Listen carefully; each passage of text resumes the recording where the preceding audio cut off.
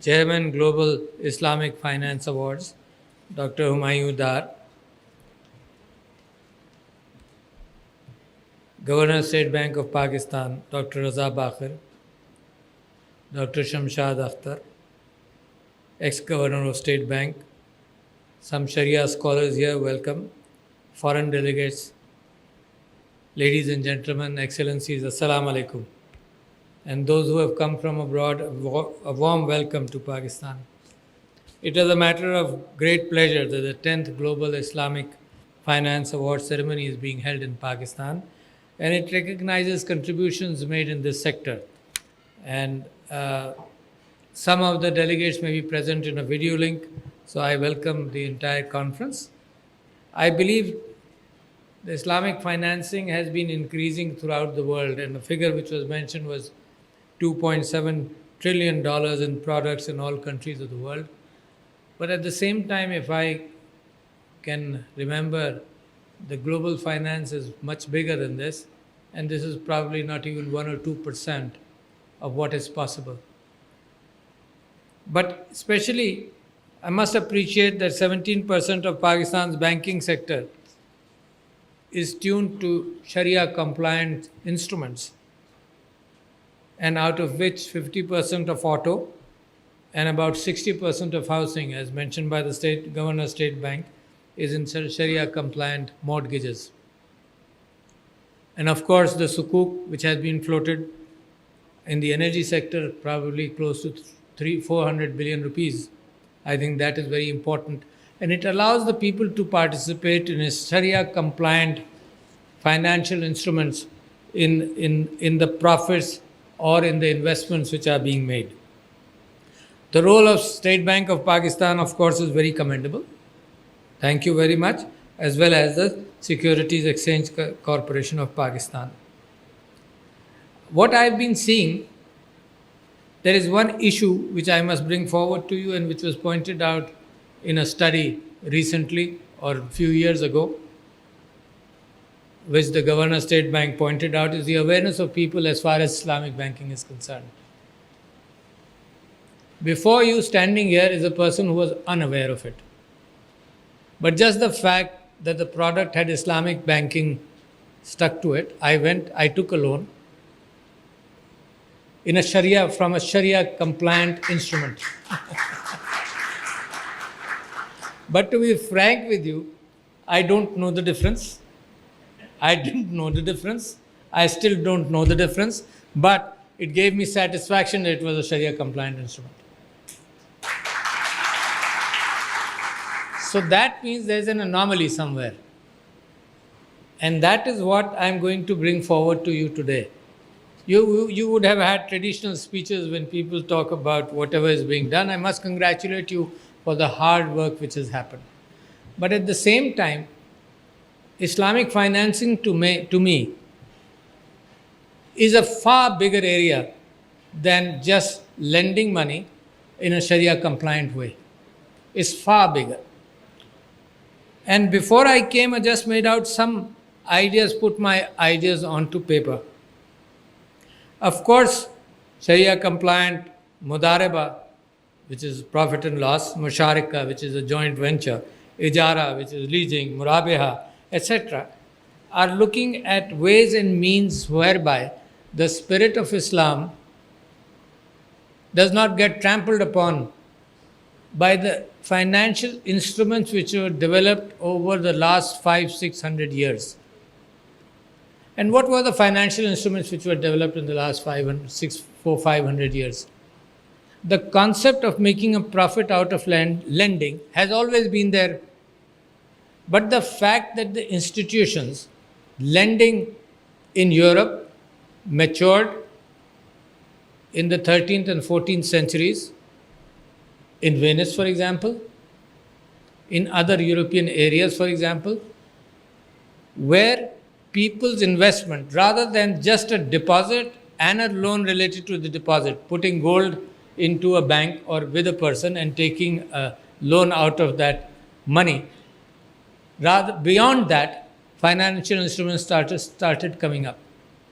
But the biggest challenge happened, and I will relate it back to COVID.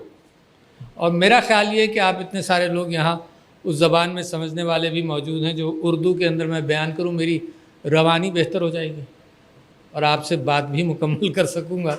تو ہوا یہ Covid کے اندر کیا ہوا، کووڈ کے اندر ایک چیلنج آیا کہ حکومت کیا کرے، ملازمتیں اور یہ سب ان کی جائیں گی تو کچھ نہ کچھ احساس ہوگا۔ تو بلیک ڈیتھ جب پلیگ آیا یورپ کے اندر تو ایک بہت بڑی چینج آئی۔ چینج یہ آئی کہ 30-40% نوجوان مر گئے اس پلیگ کے اندر۔ تو لہذا the supply of labour was short and the demand of labour was very high. تو کچھ ملکوں کے اندر کچھ فائنینشیل انسٹیٹیوشنز بن رہے تھے اور بن گئے تھے، مگر 3 ممالک کا میں آپ کے سامنے نام لوں گا، فرانس کا، انگلینڈ کا اور اسپین کا، اور پھر یورپین ایسٹرن یورپین کنٹریز کا۔ تو کیا ہوا، اور یہ اس بات کو اگر آپ سمجھ لیں تو آپ کو اندازہ ہوگا کہ پاکستان اب کہاں جا سکتا ہے۔ تو ہوا کیا کہ انگلینڈ نے قانون پاس کیا کہ جو بیماری سے پہلے تنخواہیں تھیں وہ وہی رہیں گی، but we're not able to implement it, کیونکہ سپلائی اینڈ ڈیمانڈ والی کیفیت موجود تھی۔ مزدور نے کہا میں نہیں کام کرتا، تو انہوں نے ایک اور قانون پاس کیا، انہوں نے کہا جو کام نہیں کرے گا اس کو سزا دی جائے گی، اور جو اپنا مالک بدلے گا اس کو سزا دی جائے گی۔ اچھا، کچھ اور چینجز ہوئی کہ وہاں کے ان تینوں ممالک کے انسٹیٹیوشنز خود بھی ترقی کر رہے تھے، اور اسپین تو فتوحات پیرو کے اندر اور انکاز اور وہاں سے خوب لوٹ مار کر کے سونا وونا سب کچھ لے آئے تھے، ان کو اتنی فائنینسنگ کی ضرورت، اسٹیٹ بادشاہ کو اتنی فائنینسنگ کی ضرورت نہیں تھی۔ انگلینڈ اس زمانے میں اس طرف ساؤتھ امریکہ کی طرف نہیں گیا، اس کو بڑی ضرورت تھی۔ تو جب بادشاہ کہتا تھا کہ جی مجھے ٹیکسز کی ضرورت ہے اور یہ کام کرنا ہے، تو انسٹیٹیوشنز کہتے تھے کہ تمہارے طاقت جو ہے وہ ہم تھوڑی سی اور کم کرنا چاہتے ہیں اور عوام کو دینا چاہتے ہیں۔ تو سب سے زیادہ وہاں فرق آیا، فرانس میں، اسپین میں کم آیا، اس کے بعد فرانس میں آیا۔ مگر ایسٹرن یورپ میں کیا ہوا، ایسٹرن یورپ میں فائنینشیل انسٹرومنٹس ڈیولپ نہیں ہوئے، وہ اپنے کسانوں پر اور دہقانوں پر اسی طرح سے ظلم کرتے رہے اور معاملہ بڑھتا گیا۔ تو Covid is a similar challenge to the financial markets of the world, similar challenge اگر میں اور آپ اس کو سمجھیں۔ اور اسپرٹ کیا ہوگی سمجھنے کی؟ دیکھیے، صرف لین دین اسلامک فائنینسنگ کی بنیاد نہیں ہے، کمپیشن اس کی بنیاد ہے۔ اچھا، یہ احساس پروگرام جو یہاں ہوا وہ ایک کمپیشن کی بنیاد پر پروگرام تھا، اس کا لین دین سے کوئی تعلق نہیں۔ مگر میں آپ سے کہتا ہوں کہ اسلامک فائنینسز کے چند 5 پرنسپلز میرے ذہن میں آتے ہیں کہ جو میں آپ کے سامنے رکھوں۔ ایک ہے فیئرنس اور انصاف۔ فیئرنس ہو، فیئرنس اس بات کا نہیں کہ جو قرضہ لے رہا ہے وہ قرضہ واپس کرے، اس کے ساتھ انصاف ہو، معاشرتی انصاف کی بات آپ کے سامنے کر رہا ہوں۔ دوسرا فیئرنس ہے کہ لوگ برابر ہوں، ایک یکساں انداز سے ٹریٹ ہوں، اور پھر جسٹس ہے جس کو انصاف کہتے ہیں۔ تیسرا ایک ایکوالٹی کی بنیاد پر ہو کہ جو چیزیں سب کو اویلیبل ہیں کسی نہ کسی طرح سے وہ ہر سیکٹر میں نیچے تک لے جائی جائیں۔ چوتھے ٹرانسپیرنسی ہو، چھپ کر کوئی کام نہیں ہو۔ چھپ کر جو کام ہوتا ہے وہ اسلام کی نظر میں اور دنیا کی نظر میں اس میں خرابیاں پیدا ہونے لگتی ہیں۔ اور 5واں اصول جو ہے وہ پرسوٹ آف سوشل ہارمنی۔ اچھا، بڑی عجیب سی بات ہے کہ فائنینشیل، یعنی آج سے 15-20 سال پہلے تو یہ بات بھی نہیں ہوتی تھی کہ کیپٹلزم کو کچھ ذمہ داری اٹھانی چاہیے سوشل سیکٹر کی۔ اور ہو کیا رہا ہے، جو جس طرح سے، اور میں بتا دوں، میں یہاں نام ابھی سنا، ماشاءاللہ مولانا تقی عثمانی صاحب کو آپ نے ایوارڈ دیا، اور مولانا تقی عثمانی صاحب نے پوائنٹ کیا کنسنٹریشن آف ویلتھ کے اوپر بھی، کہ Islamic attitude of finance and wealth میں کنسنٹریشن آف ویلتھ جو دنیا میں عام ہے آج، وہ اسلامک فائنینسنگ کے ذریعے اور اسلامک کانسیپٹ آف ٹریڈ اور Islamic concept of wealth accumulation سے بالکل متضاد ہے، بالکل متضاد ہے، ٹوٹلی۔ آئی ڈونٹ بلیو کہ اٹ از پاسبل کہ some companies can be far richer than countries, and then unrepresented companies who do not have people, elected people on the board of directors, run the world in a manner it is being done today. It is actually being run in a different manner by people. Facebook سے appeal کرنی پڑتی ہے ملکوں کو کہ بھئی یہ ہمارے ہاں انتشار پیدا کر رہا ہے، اس کا نام تم نکال دو یا اس کا اکاؤنٹ تم ختم کر دو. Do they have a morality background of any sort? They have a morality determination of any sort? تو اس سے ایک اور چیز جنم پاتی ہے، اور وہ بھی میں سمجھتا ہوں آپ کے سامنے رکھیں کہ دنیا کے اندر جو ایکسپلائٹیشن کی کیفیت ہے وہ بڑھتی جا رہی ہے. تو جہاں میں نے مولانا تقی عثمانی صاحب کی بات کی کنسنٹریشن آف ویلتھ پر، تو آپ لوگ تو پڑھنے والے ہیں معیشت کو، اور میں تو ایک lay person ہوں as far as finance is concerned. But recently I read number of books جس کے اندر ایک تھامس پیکیٹی کی ایک کیپٹل ہے جو 2013 کے اندر اس نے چھاپی تھی، اور ایک ابھی ہے کیپٹل اینڈ آئیڈیالوجی جو 2020 میں فروری میں چھاپی گئی. اس کے اندر یہ اسلامک فائنینسنگ کے اصولوں کی بات آپ سے کر رہا ہوں. اس میں کنسنٹریشن آف ویلتھ کے اعتبار سے بہت بڑی بحث ہے کہ کنسنٹریشن آف ویلتھ اس وقت کیپٹلزم ارریسپانسبل منی ایکیومولیٹنگ ایکسپلائٹیٹو کیپٹل کس طرح سے ویلتھ کنسنٹریٹ کر رہا ہے. And surprisingly it was shocking for me and I shared a graph I think on Twitter also from that book. اور وہ گراف یہ تھا کہ پچھلے 2014 سے 2018 تک India and the golf regions کے اندر جو ویلتھ ڈسپیرٹی آئی ہے وہ دنیا میں سب سے زیادہ آئی ہے. سب سے زیادہ disparity between the common man and the wealth being accumulated at the top. تو میں سمجھتا ہوں پاکستان کی منزل اور پاکستان کا direction capital accumulation in an exploitative manner کا ہو ہی نہیں سکتا. اسلامک فائنینسنگ اور اسلامک انسٹرومنٹس آف ٹریڈ اور اسلامی معاشرے کے اندر اس بات کا امکان نہیں ہے کہ ایلیٹزم یہاں پر بڑھے. اسی انداز سے آپ یہ جو پورا ایک دیوہیکل کیفیت ہے جو معاشروں کو گھن کی طرح کھا رہی ہے، اور وہ ہے یہ کہ ایلیٹزم ہر چیز میں آ جاتا ہے، تعلیم کے اندر آ جاتا ہے. اس وقت تعلیم اتنی ایلیٹسٹ ہے، and again referring to Thomas Piketty and other educational surveys being done کہ مغرب کے اندر تعلیم ایلیٹ کلاس کے بچوں کی تعلیم تو ہو سکتی ہے آسانی سے، باقی عام آدمی کے بچوں کا امکان ہی نہیں وہاں جانے کا. اچھا یہ وہ چیلنجز ہیں جو ہم جن کا ہمارا مقابلہ ہے. اسلام کا اس ایلیٹزم سے کوئی تعلق نہیں. اور اگر حضور اکرم صلی اللہ علیہ وسلم کا ایک تازہ کتاب آئی ہے ریویلیشن کے نام سے، نام میں بھول رہا ہوں آتھر کا، ریسنٹ بک میں میرے خیال سے 1-2 سال پہلے کی بات ہے، اور میں سوچا تھا لکھ لوں گا، نام بھول جاتا ہوں. اس کتاب کے اندر اس Pakistani author living in Boston, اس کتاب کے اعتبار سے تو دا ریئل ریولوشن وحدانیت والی ریولوشن نہیں تھا ضرور، کیونکہ لوگ پوجا کرتے تھے دوسرے دیوتاؤں کی سوائے اللہ واحد اللہ کے علاوہ، تو لہٰذا وہ چیلنج کرنے آئے تھے. مگر یہ میسج یہ نہیں تھا معاشرے کے اندر، یہ میسج تھا اینکر اللہ سبحانہ تعالیٰ کی گفتگو اور بات قرآن کے اندر جو آئی، اور ایک کمیونیکیٹر حضور اکرم صلی اللہ علیہ وسلم کے حوالے سے، اور ایک پریکٹس کرنے والا حضور اکرم صلی اللہ علیہ وسلم کی روپ میں. And that challenge the establish elitist culture of Mecca and established elitist culture of Saudi Arabia. اصل چیلنج ہی یہی تھا، اصل میسیج ہی یہی تھا کہ انسان کو برابری کی طرف لایا جائے اور انسان کو برابر کیا جائے. تو یہ جو چیلنج تھا یہ فائنینشیل چیلنج تھا ٹو ہینڈل اٹ، اور اس کی روح وحدانیت کے ساتھ اور اس کی روح نبی صلی اللہ علیہ وسلم کے ساتھ. اور پھر اس چیلنج کو وہ تھا جب امپلیمنٹ کیا گیا تو دنیا کے اندر ایک چینج آئی. دنیا آج کل موریلٹی کی کوئی اہمیت نہیں ہے دنیا کے اندر.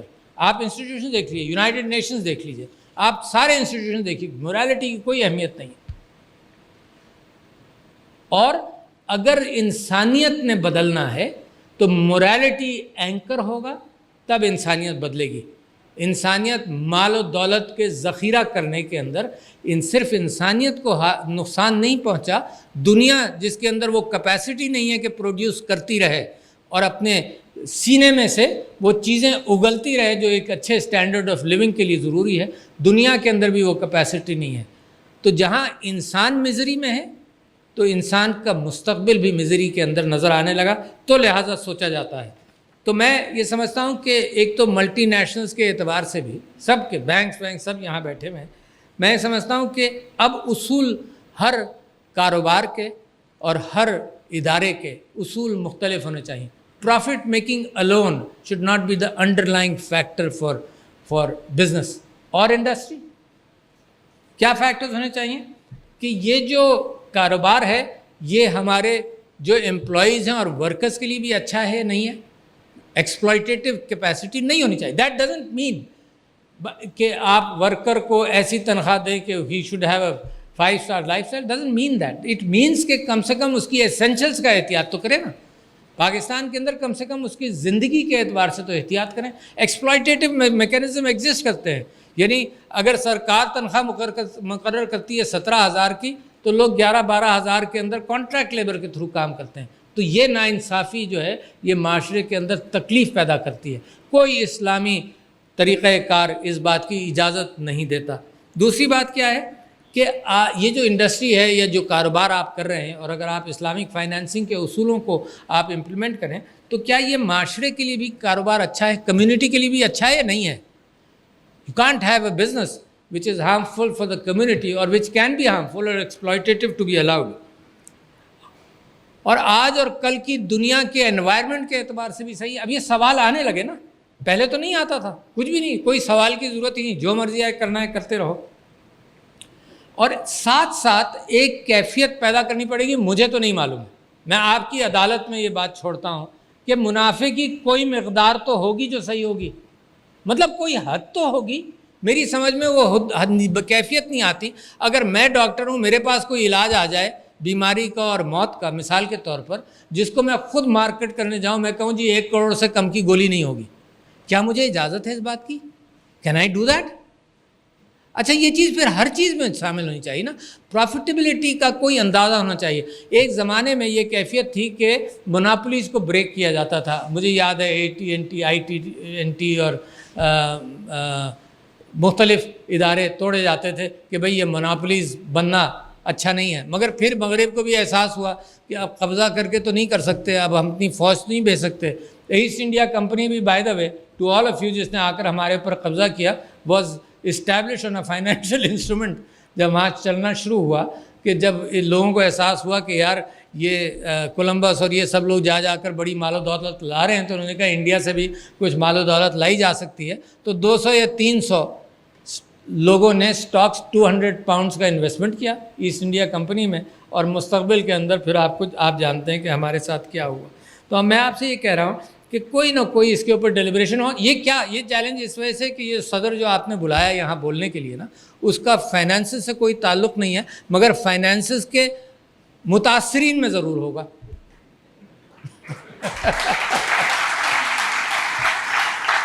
لہذا ان متاثرین کے حوالے سے میں بڑی اہمیت دیتا ہوں اس بات کو کہ لوگوں کو معاشرے کے اندر اویئرنیس ہو. اینڈ کیپ ان مائنڈ کہ all banks are there of course to make profit, but at the same time کسی نہ کسی انداز سے آپ یہ کریے. اسلام کے اندر ایک ہے کہ اخلاق جو ہے ان کا خیال رکھا جائے. وہ کیا ہے؟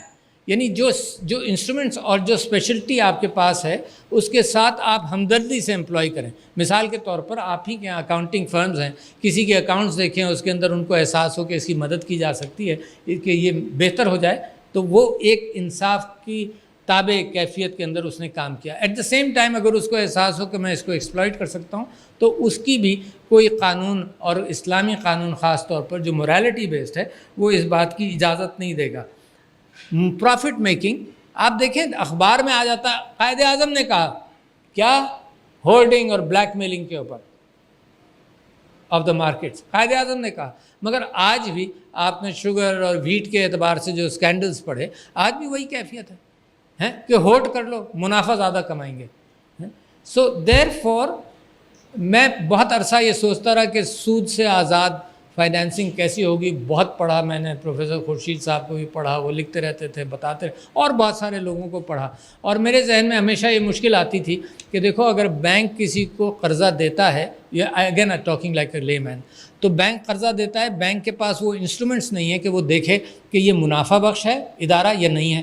کیونکہ اگر آدمی چوری کرنا چاہے تو bank does not have the capacity to look at that. اتنا اس کو منافع نہیں مل رہا ہے اس قرضے سے کہ وہ ایکچولی وہاں آدمی بٹھا کر یہ دیکھے کہ یہ فائدہ ہے, منافع بخش ہے یا نہیں ہے. And there will be a tendency کہ لوگ شرارت کریں گے اور پیسہ لے کر وہ بکس کو کوک کریں گے. اچھا, so that is why I thought کہ کچھ نہ کچھ ایک تو انفلیشن کے اعتبار سے کچھ خیال رکھنا پڑے گا کہ آج جو پیسہ دیا وہ کل اس کی ورتھ وہ نہیں ہے, کوئی لنکیجز, اور دوسرے یہ کہ پروفیٹیبلٹی. مگر آج میں دیکھتا ہوں کہ چائنا کے اندر اور بہت ساری جگہوں کے اندر یہ کیفیت بن گئی ہے کہ اگر جتنا آپ اپنے معاشرے کو یہ وائٹ اکانومی کی طرف لے جائیں گے, اس بات کا امکان ہوگا کہ trust of the institutions in the business بڑھ جائے گا. تو چائنا کے بہت سارے بینکس نے یہ کیا کہ تم اپنا جو ساری بکس جو ہیں وہ ہمارے ساتھ لنکڈ رکھو, تو اگر تمہیں 6 مہینے بعد مزید قرض کی ضرورت ہے تو تمہیں ہم 1 گھنٹے میں آرٹیفیشل انٹیلیجنس کو یوز کرتے ہوئے اور انسٹرومنٹس کو استعمال کرتے ہوئے تمہیں بتا دیں گے کہ قرضہ ہم دے سکتے ہیں نہیں دے سکتے.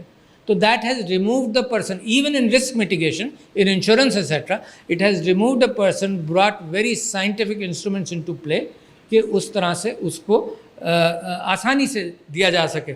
اچھا, میں آخر کے اندر ایک بات اور آپ سے کہنا چاہتا ہوں, اور وہ یہ ہے کہ جب تک آپ اپنے پور سیگمنٹس, اچھا پور سیگمنٹس میں آج اس طرح سے پور تو نہیں ہے مگر عورت بھی ہے.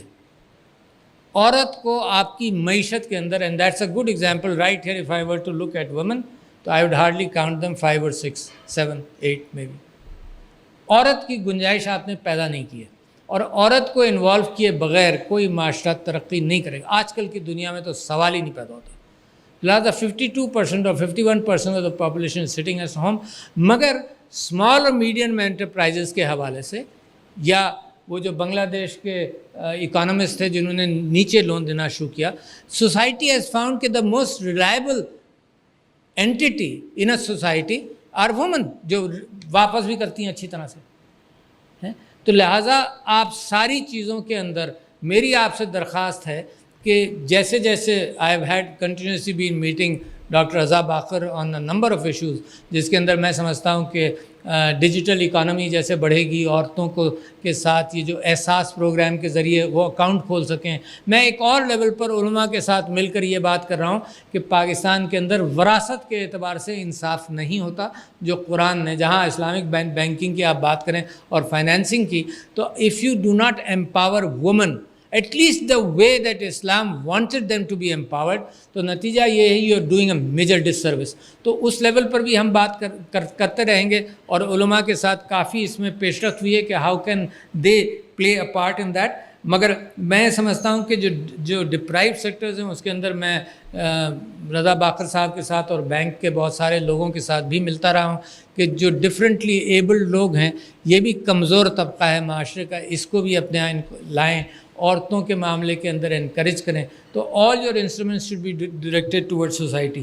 سو آئی بلیو, میں آپ سے تھوڑا سا جو آج آپ کی گفتگو ہے اس کے اندر صرف یہ چاشنی ڈالنا چاہتا تھا کہ اسلام کی اسپرٹ اور ریاست مدینہ کی جو اسپرٹ ہے وہ ہے غریب کو ساتھ اٹھانے کی, اور موجودہ زمانے کی جو کیپٹلسٹک اسپرٹ ہے اس میں غریب is just an instrument of labour to, جس کو صرف اس بنیاد پر رکھا جائے کہ سپلائی اینڈ ڈیمانڈ کے اعتبار سے اس کی تنخواہیں ہوں گی, ادروائز نگلیکٹ کیا جائے.